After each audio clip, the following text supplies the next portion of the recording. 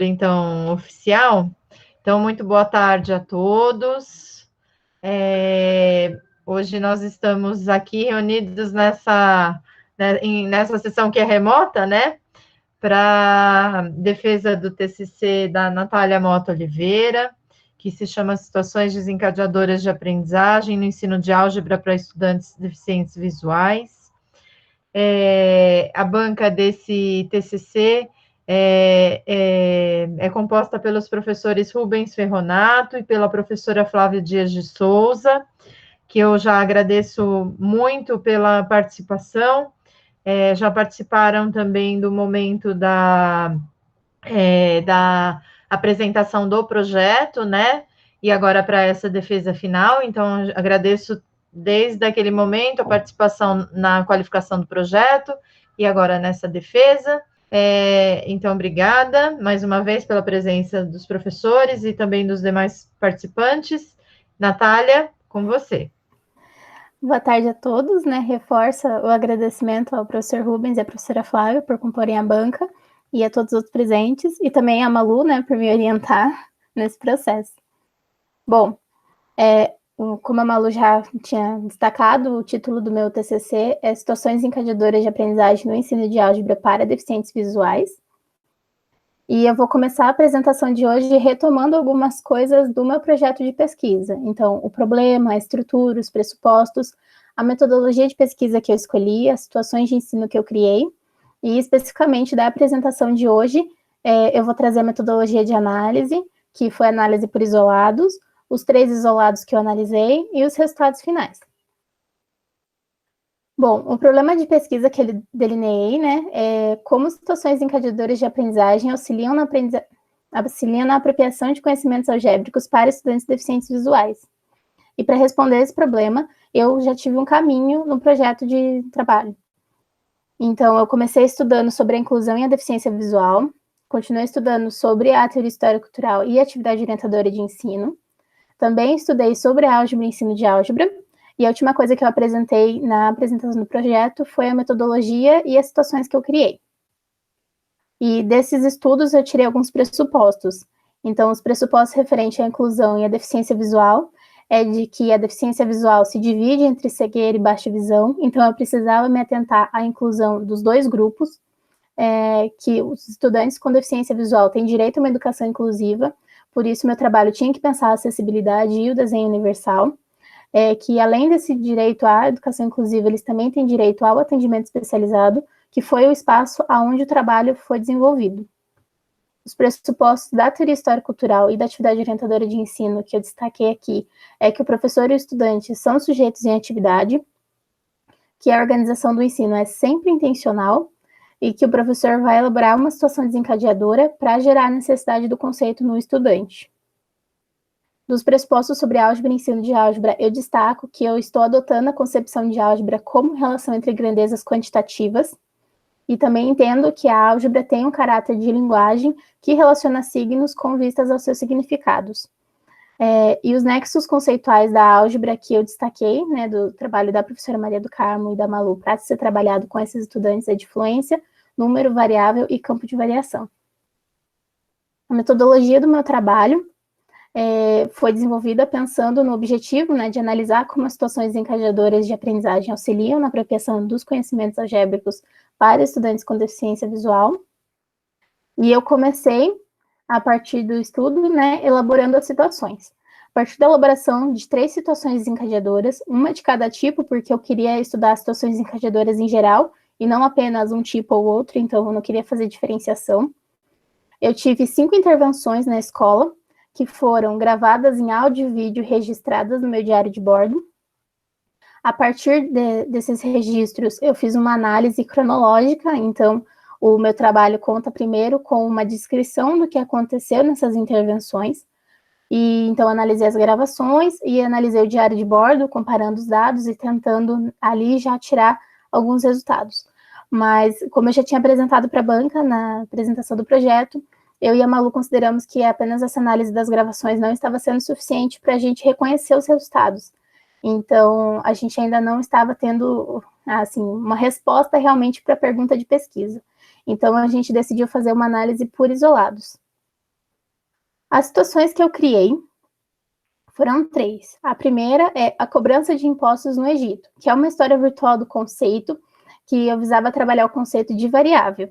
Para desenvolver com os alunos, eu criei a história, que é uma narrativa, criei um material manipulável, que é essa maquete, onde o Rio Nilo se movimenta, para que os estudantes pudessem perceber a variação do tamanho dos terrenos à margem do Rio Nilo, e criei um questionário, que era a forma como eu decidi trabalhar o problema desencadeador. A segunda situação foi o jogo dados ao alvo. Então, ele era do tipo jogo, e eu decidi trabalhar com eles uma lista de conceitos e conteúdos um pouco maior. Então, eu trabalhei representação de diferentes variáveis, adição de monômios e binômios, substituição de uma variável por um valor do seu campo de variação, o próprio conceito de campo de variação, representação e resolução de equações com monômios e binômios, e para fazer esse jogo em sala, eu precisei das regras do jogo, que eu entreguei em .txt para os estudantes terem acesso pelo DOSVox no computador, o tabuleiro e a caixa registradora, que eu coloquei as fotos aqui, e a caixa registradora tinha uma diferença entre a primeira e a segunda fase do jogo, porque a primeira fase do jogo era um único tipo de peça, e na segunda fase do jogo eram 3 tipos diferentes de peça, então os estudantes precisavam identificar essas peças, né, diferentes, e eu criei um questionário para cada fase. Terceira situação foi uma situação emergente do cotidiano, chamada cantina da escola.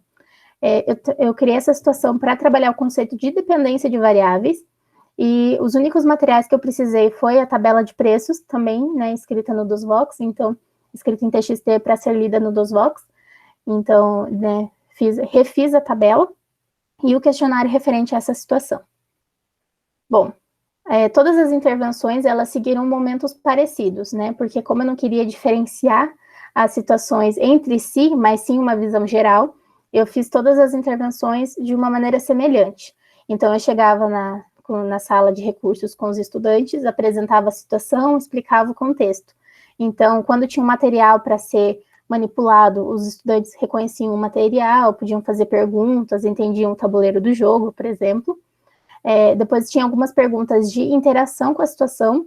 Então, um exemplo disso foi na situação do Egito, né, da cobrança de impostos do Egito, tinha uma pergunta sobre o que acontece com o Rio Nilo ao longo do ano, que é só para retomar os pontos principais da história mesmo, da narrativa. Depois tinha algumas perguntas mediadoras, porque como os estudantes nunca tinham tido contato com as situações desencadeadoras, até onde eu sabia, eles poderiam ter dificuldades de trabalhar em cima do problema desencadeador, o que poderia desmotivar eles. Então, eu decidi eu mesma colocar algumas perguntas que pudessem fazer essa mediação até chegar na pergunta principal, que é o problema desencadeador, para que eles pudessem ter algum direcionamento, né, não ser assim tão aberto. E depois, quando dava tempo, eu colocava algumas perguntas extras que poderiam ser para ampliar mais o que já foi discutido, ou uma nova discussão, algum tipo de relação, mas se não desse tempo, era algo que poderia ser tirado sem mudar o que estaria sendo ensinado naquela aula. E em todas as aulas, eu fiz uma retomada ao final, então eu conversava com eles, né, do que a gente viu, qual era o contexto, e o que aconteceu, como que a gente resolveu o problema, e tudo. Bom, aqui eu coloquei algumas fotos das intervenções. No lado esquerdo, a gente vê as fotos tanto o aluno 1 quanto a aluna 2 manipulando a maquete, então compreendendo a variação ali do Rio Nilo. No centro, a gente vê o aluno 1 manipulando a caixa registradora, então ele estava fazendo registro de uma das jogadas do jogo. No lado direito, a gente vê os 2 alunos, enquanto o aluno 1 está lendo a sua narrativa no computador, lendo ali como está sendo o jogo, o andamento do jogo. A aluna 2 está manipulando o tabuleiro e contando quantos pontos ela teve naquela rodada. E na parte inferior do slide, eu coloquei uma foto de como eu fiquei posicionada, intermediando as discussões deles sobre a situação da cantina da escola, que essa não tinha material manipulável. Bom, depois das intervenções, né, como eu disse, conversei com a Malu e a gente ainda precisava de mais, assim, para reconhecer os resultados. Então, a gente definiu a metodologia de análise como análise por isolados. A análise por isolados foi proposta primeiramente por Bento de Jesus Caraça, que entende que a realidade é muito complexa para que a gente consiga analisar todas as relações que existem. Então, a gente nunca vai conseguir olhar para a realidade como um todo, porque cada vez que a gente estuda uma relação, podem surgir outras novas. Então, a gente faz um recorte da realidade de uma forma conveniente para o que eu quero estudar, então esse recorte ele é intencional, e a gente tenta, a partir daquele recorte, que é chamado isolado, entender o fenômeno. Aliado a essa proposição de Caraça, eu também peguei a proposição de Moura, de que o isolado, para constituir isolado, a gente tem que observar episódios e cenas. Então, os episódios são coisas que a gente observa que aconteceram relacionados àquele isolado, e as cenas é o que realmente aconteceu. Então, seria mais como uma descrição mesmo. Então, os dados que eu tinha eram as cenas. Precisava organizar eles em episódios para entender os isolados. E daí eu precisava organizar realmente todas essas ideias na minha cabeça para entender o que eu ia fazer e selecionar os isolados. Então, eu comecei percebendo que eu estava no contexto da atividade orientadora de ensino, e esse era um recorte primordial para começar o meu trabalho. E dentro deste contexto da atividade orientadora de ensino, eu queria analisar o fenômeno a apropriação dos conceitos algébricos pelos estudantes. E para analisar esse fenômeno, eu precisava pensar que elementos do ensino se relacionam direta ou indiretamente com a apropriação dos conceitos algébricos. E eu destaquei, primeiramente, a mediação e as ações do professor. Então, tudo que o professor consegue organizar da aula influencia na aprendizagem dos estudantes. Mas ele não tem diretamente uma relação com a situação desencadeadora, porque a partir da mesma situação eu posso estabelecer diversas formas de mediação, eu posso escolher a forma como eu vou trabalhar a mesma situação, né, de diferentes formas. Então, eu entendi que era uma escolha minha, enquanto professora pesquisadora naquele momento, mas não era possibilitado pela situação, porque a partir do momento que eu tenho uma situação que fala de variação, eu posso construir aquela maquete daquele jeito, mas era uma escolha, então não dependia direto da situação que eu coloquei. E tinha os elementos que dependiam diretamente, porque quando eu falo, teoricamente, que a situação desencadeadora vai desencadear necessidade, então a necessidade que foi desencadeada está diretamente ligada à situação que eu coloquei. E também o aprendizado que os estudantes manifestaram no processo da solução. Então, manifestado nas representações escritas, nas falas deles, na forma como eles resolveram os problemas. Eu entendi que esses dois elementos, eles são mais distintos, enquanto a mediação e a organização era mais difícil de separar. Então, eu coloquei 3 isolados para analisar. O primeiro isolado é um grande isolado de mediação, que engloba as minhas ações e engloba os instrumentos que eu criei, os materiais que eu criei. Depois, eu tenho um isolado sobre as necessidades, que eu entendo que é a manifestação do processo psíquico de estar em atividade. E o terceiro isolado, talvez um dos mais importantes para entender sobre o ensino de álgebra, é o isolado de apropriação dos conceitos algébricos. Bom, então eu vou começar a falar um pouquinho sobre o que foi analisado em cada um desses isolados. Eu acho que fica até mais claro como se constituem os episódios e cenas, e o resultado parcial que eu consegui em cada um deles. O primeiro isolado, como eu falei, é o de mediação, e ele foi dividido conforme eu dividi os episódios pensando que formas de mediação eu consegui estabelecer.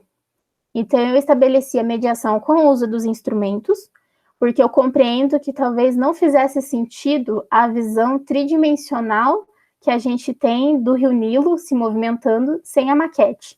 Talvez ela não fosse acessível diretamente à imaginação dos alunos, principalmente da aluna com cegueira. Depois eu também entendi que eu, na minha explicação e na minha proposição de caminhos para eles elaborarem a resposta, a solução do problema, utilizei signos. Então, eu estava organizando o ensino, e isso foi uma forma de mediação. E também entendi que a forma como os estudantes se comunicavam era outra forma de mediação entre eles. Então, algumas vezes a aluna, que era mais velha, falava alguma coisa, explicava alguma coisa que ela já tinha entendido para o aluno que era mais novo. E como resultado parcial de tudo isso, eu entendi que as situações que eu coloquei possibilitaram a mediação por instrumentos e possibilitaram a minha mediação enquanto professora, mas que elas não influenciaram consideravelmente na comunicação entre os estudantes. E eu não consigo estabelecer se isso foi do processo da situação desencadeadora, de algum problema no meu processo de organização, ou se foram da própria característica dos sujeitos, dos meus estudantes, que não estavam conversando, né, porque eles mesmos não estavam afim. Então, o resultado principal foi de que as situações encadeadoras influenciaram consideravelmente para que eu conseguisse fazer a mediação instrumental e a mediação simbólica, entendendo que isso é a minha fala, né? Do segundo isolado, que era para reconhecer o processo psíquico de estar em atividade nos sujeitos, eu dividi conforme o papel dos sujeitos naquele ambiente. Então, a atividade de ensino, que era minha, enquanto pesquisadora e professora, e a atividade de aprendizagem, que era dos estudantes. Eu percebi que, quando eu estava nesse processo de querer organizar o ensino, né, para que os estudantes pudessem interagir coletivamente para a solução, eu estava precisando pensar a inclusão, porque se eu quero que realmente os estudantes constituam um coletivo que vá em busca da solução do problema, eu preciso dar condições para que esse coletivo tenha como conversar, como interagir, que eles consigam trabalhar juntos, então que todos tenham as mesmas oportunidades de contribuir para a solução. Então, quando eu organizo o ensino com esse objetivo, eu sou quase obrigada a pensar na inclusão. E em vários momentos, as situações encadeadoras precisaram da minha mediação para que elas despertassem a atividade de aprendizagem. Então, não foi tão direto assim, tipo, viu a situação, leu o problema e já desencadeou as necessidades. Eu precisava, às vezes, insistir, às vezes, conversar, às vezes eles falavam, não entendi, então eu explicava novamente, né? Não foi um processo tão direto, mas eu entendo que desencadeou em vários momentos traços de atividade de aprendizagem nos estudantes. O isolado 3, que é a apropriação dos conceitos algébricos, eu dividi os episódios conforme os conceitos. Então, primeiro eu agrupei a noção de variável e de campo de variação, que em algumas situações foi trabalhada juntas. Também entendi que as operações com polinômios, né, estavam separadas, e as incógnitas e equações também. E, por fim, analisei as formas como os estudantes estavam representando, se eles estavam fazendo, que tipo de linguagem eles estavam utilizando para representar as relações algébricas. Então, os resultados é que eu consegui contribuições para o ensino de todos esses conceitos, para as formas de representação diferentes, mas no ensino de resolução de equações não foi tão frutífero, né? Foi onde não houve tantas contribuições. Mas vale colocar um adendo, que o estudante com o qual eu trabalhei o ensino de equações, não consegui trabalhar com os dois, então a resolução de equações foi trabalhada só com o aluno 1, ele já tinha alguns problemas para se apropriar da resolução de equações, porque ele bloqueava mesmo, ele falava que ele não precisava do método, não precisava das anotações, porque ele poderia adivinhar o valor. Então, não posso atribuir diretamente a dificuldade a uma falha só da situação, né? Tem outras condições objetivas que podem ter influenciado a ser infrutífero nessa área, porque em todas as outras foram, né? Em todas as outras eu consegui discutir. Então, teve discussões sobre variáveis, sobre campo de variação, sobre como se constitui o polinômio, como se agrupa os termos dos polinômios, até mesmo sobre a diferença entre incógnita e variável. E eles fizeram uso de diferentes formas de representação, né? Porque nas primeiras intervenções eles queriam usar só o x e y, depois eles começaram a entender como funciona para se usar outras letras. Então, entendo que as situações tiveram contribuições, sim, para o ensino de álgebra. Bom, a partir de todos esses isolados, eu comecei a pensar sobre como eu relacionei a organização do ensino e a inclusão. Então, eu estabeleci esse esquema, que ele começa a partir dos isolados, né? Mediação, necessidades e apropriação dos conceitos. E eu tento entender em que momentos desses isolados eu estava pensando na inclusão. Então, eu entendo que eu precisei pensar na inclusão quando eu preciso, para garantir a atividade de aprendizagem, garantir as condições efetivas para que os estudantes se interajam entre si e com os instrumentos, e também interajam comigo, né? Então, eu entendo que é no processo de mediação, e quando eu penso como essa mediação vai acontecer, que eu estou pensando a inclusão, porque eu posso criar a mesma situação, tanto para estudantes que não tenham nenhuma necessidade especial, quanto para estudantes que tenham, mas quando eu penso em mediação, como que esse estudante vai interagir com a minha situação, vai interagir com o instrumento, vai interagir com o tabuleiro do jogo, vai interagir com os colegas, nesse momento eu preciso parar e pensar em inclusão. porque senão eu não vou conseguir desenvolver a atividade de aprendizagem simplesmente porque eu não dei condições do indivíduo interagir. Então, eu comecei a pensar, ok, a mediação é o ponto central de relação da organização do ensino e da inclusão. Se eu estou colocando isso, como eu, enquanto professora, posso pensar a mediação? Então, eu trouxe um outro esquema, que primeiramente traz as relações da própria atividade orientadora, que eu reescrevi, né, da forma como eu estava entendendo, e depois eu mostro como o professor pode pensar a mediação.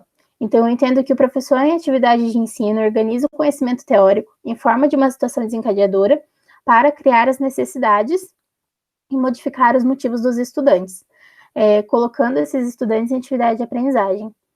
E quando eu puxei que essa situação desencadeadora poderia ser mediada por um instrumento, foi quando eu me dei conta de que o professor não pensa a mediação só antes da aula, ele pensa em 2 momentos. Então, eu coloquei lá, o professor busca a inclusão, tanto no momento em que ele está planejando o ensino, então ele vai pensar nessas coisas que podem vir a acontecer em sala de aula, então ele elabora uma mediação previamente, então no meu caso eu elaborei a maquete antes, eu pensei, testei o jogo vendada, testei o jogo com os meus pais, pedia para fechar o olho e ver se identificava, mas também no momento da sala de aula eu penso a inclusão, porque a forma como eu me comunico, a forma como eu tento me expressar claramente para o estudante, também ajuda a incluí-lo dentro de sala de aula, né? Possibilita que ele tenha o mesmo acesso ao que eu estou tentando passar do que os outros estudantes. E tudo isso pensando que os estudantes realmente formem esse coletivo para resolver o problema, que é uma das intenções da situação desencadeadora. Então, de tudo isso que eu consegui reconhecer, tanto nos isolados, quanto nessas relações que eu fiz depois do meu trabalho, eu estabeleci como resultados, né, como tópicos mesmo. Então, uma forma de retomar, né, é entender que as situações encadeadoras possibilitaram a minha mediação e a mediação dos instrumentos, né, então mediação simbólica e instrumental. A mediação foi o ponto central, pelo menos eu entendo assim, quando eu pensei na inclusão, e o professor, ou seja, eu precisei pensar nela tanto antes quanto durante o momento da minha aula, e a acessibilidade, ela é fundamental para qualquer tipo de situação de ensino. Então, ela não vai ser diferente quando a gente pensa numa situação desencadeadora. Por mais que uma situação desencadeadora seja boa, seja maravilhosa para ensinar um conteúdo e a gente já saiba disso em outras pesquisas, eu sempre vou precisar pensar se ela está acessível aos meus estudantes. E isso ainda não responde a minha pergunta de pesquisa responde de certa forma, mas ainda não era a resposta que eu esperava ter ao final. Então, eu reescrevi esses elementos, apontando realmente como as situações desencadeadoras de ensino, de aprendizagem, auxiliam na apropriação de conceitos algébricos para estudantes deficientes visuais. Então, elas auxiliam, né, contribuíram na construção da mediação simbólica e instrumental, possibilitando a apropriação dos nexos conceituais da álgebra, daí variação, campo de variação e influência, que foi os que eu selecionei, além de contribuir com o aprendizado de alguns conteúdos escolares que eu selecionei com base no planejamento da professora, então o reconhecimento de incógnitas, dependência de variáveis, operações com monômios e polinômios, e todas essas contribuições que eu consegui só ocorreram porque eu, enquanto professora, pensei a acessibilidade da situação. Se tivesse pensado de forma diferente, poderia ter tido resultados diferentes, e isso é um ponto crucial para a gente pensar como incluir esses estudantes em sala de aula, né, que eu preciso refletir tanto antes quanto durante a aula, como eu estou organizando o ensino, pensando também neles, e nessas necessidades. Bom, é isso o meu trabalho, né, eu agradeço a todos os presentes aqui novamente, né, meus colegas que vieram me apoiar, a banca que me acompanhou desde o projeto, né, me deu várias indicações que foram preciosas para eu conseguir realmente alinhar a minha análise, e também a Malu, né, que me inspirou desde o projeto de extensão e tem me acompanhado em todo esse trajeto para trabalhar com o ensino de álgebra para cegos. Muito obrigada.